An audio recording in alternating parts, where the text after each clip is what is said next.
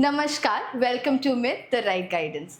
क्या सही में रेलवे ने 30,000 जॉब्स रिड्यूस कर दिए हैं? अब क्या एग्ज़ाम लिखना वैलिड है या कितने पोस्ट खुलेंगे अब? चलिए देखते हैं इसके पीछे का कारण वीडियो में। ओके, इंडियन रेलवेज का man power rationalisation target for 2026-27 financial year aims to streamline about 29,608 posts, representing roughly 2% of the total sanction strength. तो टोटल जॉब उसमें वैकेंसीज में 2% है जो 30,000 रिप्रेजेंट कर रहा है और उसको उन्होंने रैशनलाइज करने का एम लिया है 2026-27 फाइनेंशियल ईयर में, right? This initiative involves both redistribution of staff to areas with higher operational needs and surrender of positions deemed surplus due to technological upgrades and modernization. तो ये क्या कह रहे हैं, इसमें दो चीज़ें होंगी, या तो आपका परमानेंटली जॉब जो है वो सरेंडर करना पड़ेगा, मतलब आपका वो जो पोस्ट है वो सरेंडर करना पड़ेगा।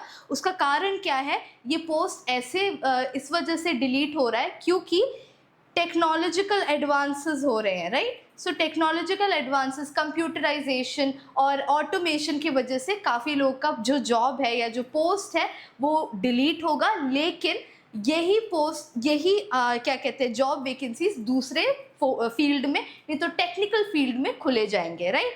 रीडिस्ट्रीब्यूशन होगा। रीडिस्ट्रीब्यूशन का मतलब ये है कि अगर एक जगह पे ज़्यादा क्लर्क्स या फिर ज़्यादा वर्कफोर्स की ज़रूरत नहीं है तो वहाँ के लोग को दूसरे एरिया, दूसरे फील्ड में शिफ्ट किया जाएगा, राइट? सो रीडिस्ट्रीब्यूशन और surrender of post positions deemed surplus due to technological upgrades and modernisation. तो ये दो तरीकों से आपके पोस्ट को अफेक्ट किया जाएगा, बट आपका नौकरी नहीं जाएगा इसमें, बस आगे और पोस्ट खुलेंगे, नहीं तो डिफरेंट पोस्ट में आपको भर्ती किया जाएगा। हाईएस्ट इम्पैक्ट कहाँ होगा? जोनल रेलवेज में देखते हैं। Northern railways will see the most significant number of post surrendered और redistributed, followed by eastern and central zones. So सबसे ज़्यादा नॉर्दर्न रेलवे को इम्पैक्ट करेगा ये, राइट? उसके बाद ईस्टर्न एंड सेंट्रल जोन्स में भी। फिर देखते हैं अभी रेलवे जोन और कितना सैंक्शन स्ट्रेंथ एंड रैशनलाइजेशन का टारगेट, यानी कि 2% जॉब पोस्ट वो लोग खाली करने का देखेंगे, राइट? नॉर्दर्न रेलवे जो है उसमें 1,65,150 है सैंक्शन स्ट्रेंथ और रैशनलाइजेशन टारगेट है 3,303। ईस्टर्न रेलवे में है 1,27,209 और रैशनलाइजेशन का टारगेट है ईस्टर्न रेलवे का 2,544। सेंट्रल रेलवे का है 1,24,624, राइट? और रैशनलाइजेशन टारगेट अगेन इसका 2% है, 2,492। वेस्टर्न रेलवेज देखते हैं 1,16,969 और इसमें रैशनलाइजेशन टारगेट है 2,339, right? South eastern railway SER का है 98,000, एक सेकेंड, ऑलराइट, या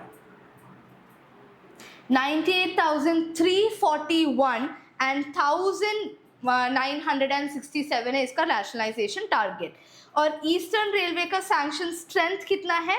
96,115 और इसमें से 2,922 को 1,922 का रैशनलाइजेशन टारगेट बनता है, यानी कि 2% ये जो है वर्कफोर्स इसको अफेक्ट करेगा। साउथ सेंट्रल रेलवेज का यानी कि 95,402 है यहाँ का सैंक्शन स्ट्रेंथ और रैशनलाइजेशन टारगेट आपका होगा 1,908। एंड फाइनली सदर्न रेलवे 95,322 है sanction strength as of April 2026 और रैशनलाइजेशन टारगेट कितना होगा? 1,906, राइट? सो ये हमने टेबल देख लिया है रेलवे में जो फील्ड जो जोन्स आ रहे हैं, रेलवे जोन्स, राइट? उसमें कितना सैंक्शन स्ट्रेंथ है और उनका रैशनलाइजेशन टारगेट क्या होगा।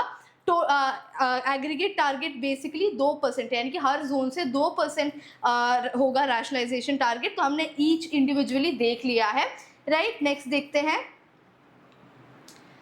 इम्पैक्ट ऑन अदर की जोन्स, राइट, और भी की जोन्स में क्या इम्पैक्ट होगा? While the numbers are slightly lower for other regions, every zone is required to meet 2% threshold. आपका नंबर थोड़ा सा कम होगा बाकी जोन्स में, बट 2% थ्रेशोल्ड उनको भी मीट करना ज़रूरी है. अब देखते हैं बाकी जोन्स का. नॉर्थ सेंट्रल रेलवे का है 1667. नॉर्थ ईस्टर्न फ्रंटियर रेलवे का है 1447 पोस्ट. वेस्ट सेंट्रल रेलवे का है 1311 पोस्ट. नॉर्थ वेस्टर्न रेलवे का है 1255 पोस्ट. और ईस्ट कोस्ट रेलवे का है 1239 पोस्ट. और नॉर्थ ईस्टर्न रेलवे का है 1194 post. South east central railway का है 1184 post. And south western railway का है 893 पोस्ट. ठीक है, तो ये बाकी जोन्स के बारे में भी हमने देख लिया, और जो प्रोमिनेंट इंपॉर्टेंट जोन्स है उनको भी देख लिया. जिसको सबसे ज़्यादा अफेक्ट कर रहा है वो नॉर्दर्न रेलवे जोन को अफेक्ट कर रहा है, right. Production units and speciality establishments. Even specialized manufacturing units and research bodies are included in this rationalization exercise, right? तो ये सिर्फ क्लर्क्स वगैरह के लिए नहीं है. Manufacturing, specialised manufacturing units and research body को भी अफेक्ट कर रहा है ये थ्रेशोल्ड, राइट, रैशनलाइजेशन एक्सरसाइज का. इंटीग्रल कोच फैक्ट्री ICF 217 पोस्ट. चितरंजन लोकोमोटिव वर्क 214 पोस्ट. रेलवे कोच फैक्ट्री 147 पोस्ट. Banaras locomotive works 115 posts. Metro Railway 102 posts. And RDSO and others 20 to 70 posts each को ये affect करेगा, right. Next देखते हैं की implementation details.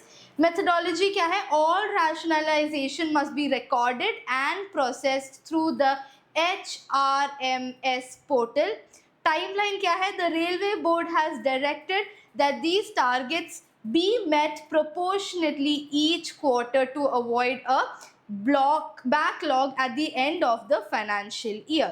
Objective क्या है? The ministry emphasizes that this is an administrative move to align workforce strength with infrastructure modernization such as dedicated freight corridors and high-speed rail projects planned for 2026. So basically आपका नौकरी या आपके post कम नहीं हो रहे हैं. It's just that different areas में technical position modernise हो गया है काफ़ी सारी चीज़ें. सो टेक्निकल पोस्ट ज़्यादा खुलेंगे, टेक्निकल वैकेंसी ज़्यादा होंगे. हमारे पुराने मेथड से हटकर मॉडर्नाइजेशन की तरफ बढ़ रहा है, राइट. सो उसके हिसाब से पोस्ट में भी अब चेंजेस आएंगे. सो इस साल का फाइनेंशियल ईयर में उन्होंने 2% का वो रखा है, थ्रेशोल्ड रखा है, यानी कि 2% हर जोन में से 2% पोस्ट को ये अफेक्ट करेगा, राइट. तो टोटल मिला के 30,000 ऑलमोस्ट 30,000 जॉब पोस्ट को ये अफेक्ट करेगा.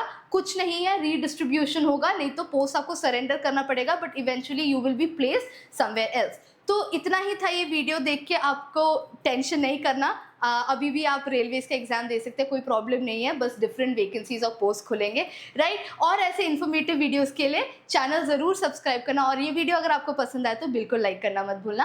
Thank you so much.